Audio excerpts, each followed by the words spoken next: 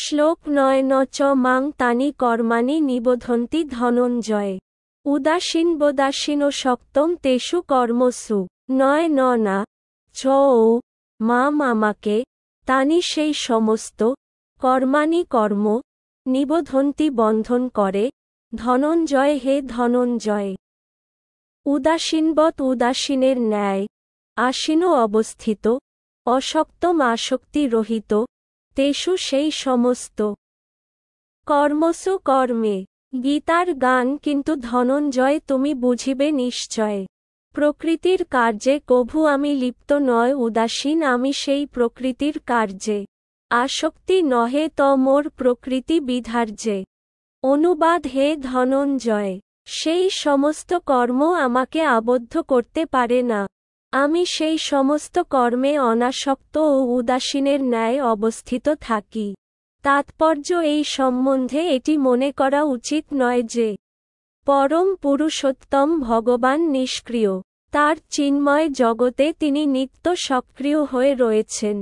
ব্রহ্মসংহিতাতে ৫-৬ বলা হয়েছে আত্মারামস্য তস্যাস্তি প্রকৃত্যা ন সমাগম।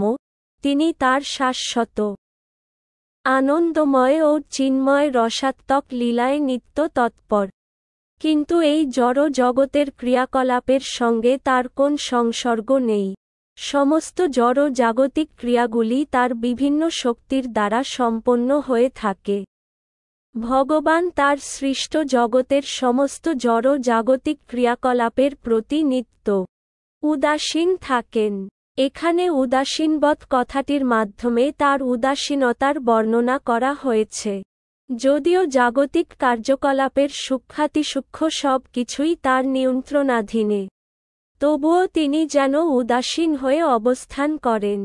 এই সম্বন্ধে হাইকোর্টের বিচারপতির আসনে অধিষ্ঠিত ন্যায়াধীশের দৃষ্টান্ত দেওয়া যায়।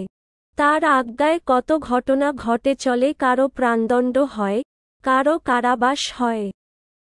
কেউ আবার অসীম সম্পত্তি লাভ করে, কিন্তু তবুও তিনি নিরপেক্ষভাবে উদাসীন হয়ে থাকেন। সেই সমস্ত লাভ ক্ষতির সঙ্গে তার কোনোই সম্পর্ক নেই।